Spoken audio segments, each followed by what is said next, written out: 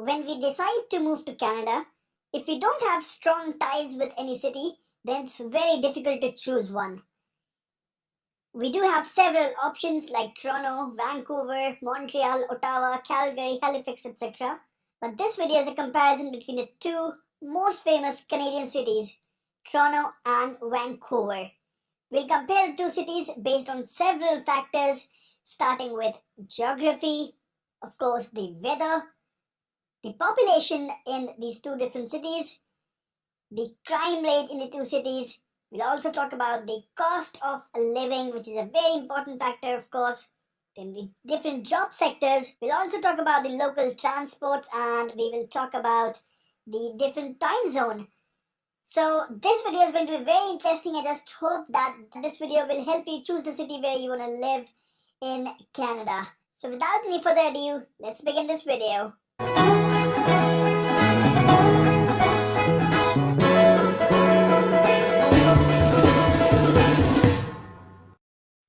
Okay, so let's talk about the geography. It's very important to know the place where you're going to live. So we'll talk about the geography of Toronto and Vancouver. We'll talk about the comparison.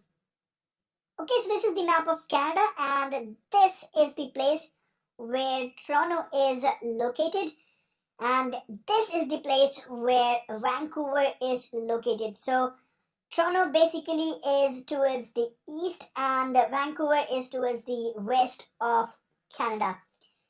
Now, Vancouver is in British Columbia, and of course Toronto is in Ontario.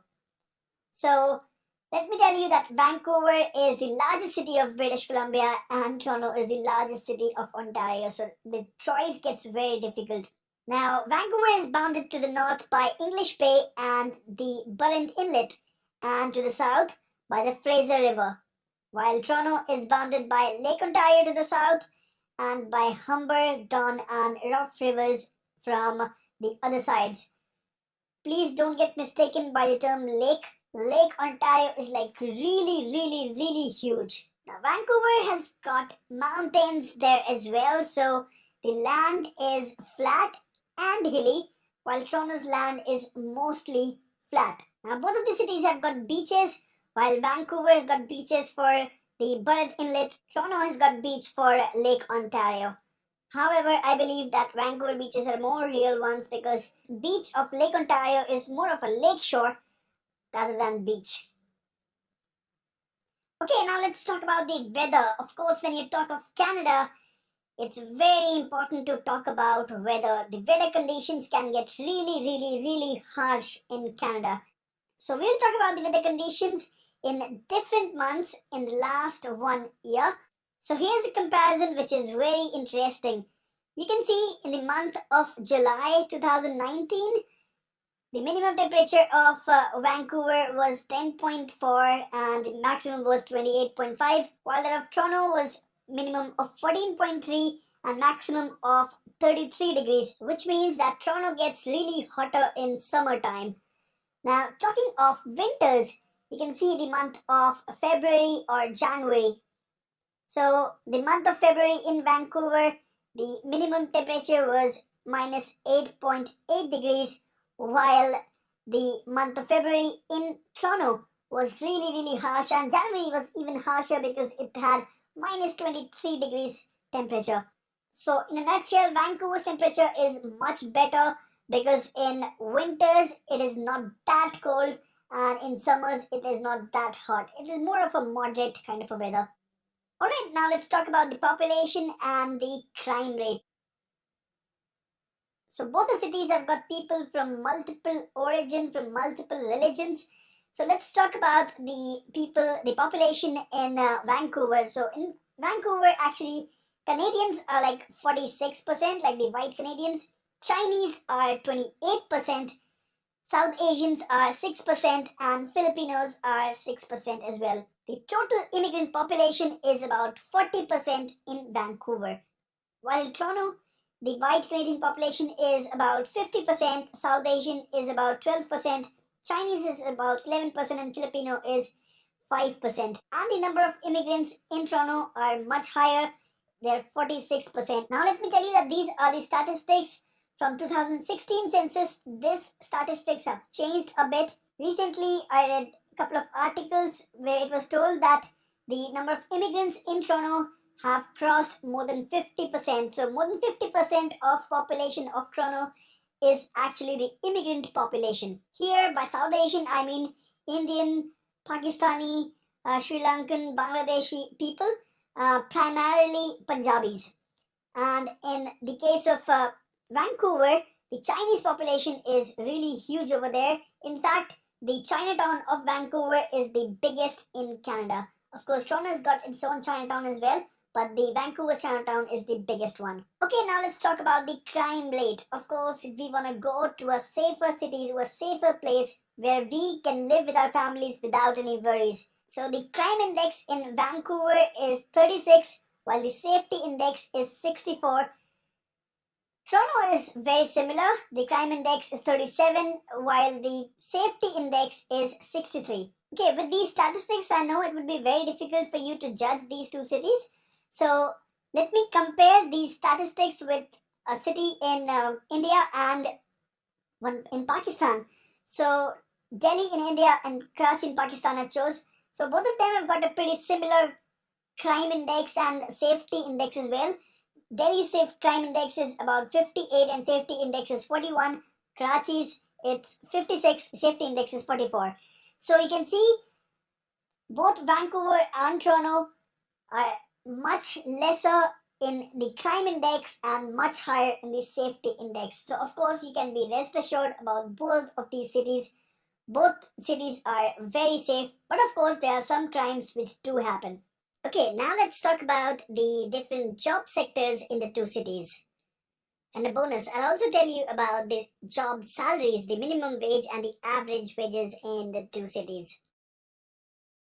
Okay, Vancouver has got many jobs in technology, financial services, meaning insurance, banking, accounting, manufacturing sector, in the retail trade sector, construction, educational services, information culture and recreation, in film, in tourism, and in agriculture and fishing.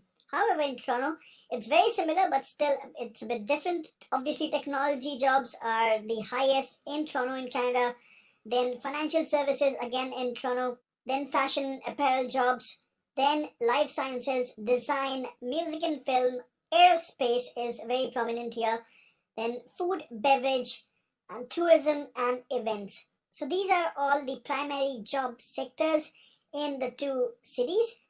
Now the minimum wage is also very similar. The minimum wage of British Columbia is $13.85 and that of Ontario is $14.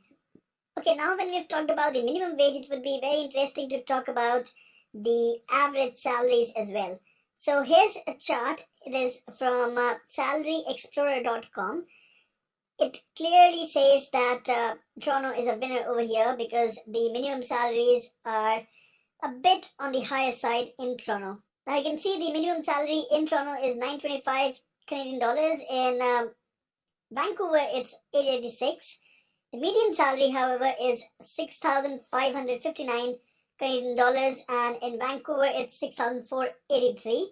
And the maximum salary per month is $30,255 Canadian dollars, while in Toronto, it's $28,997.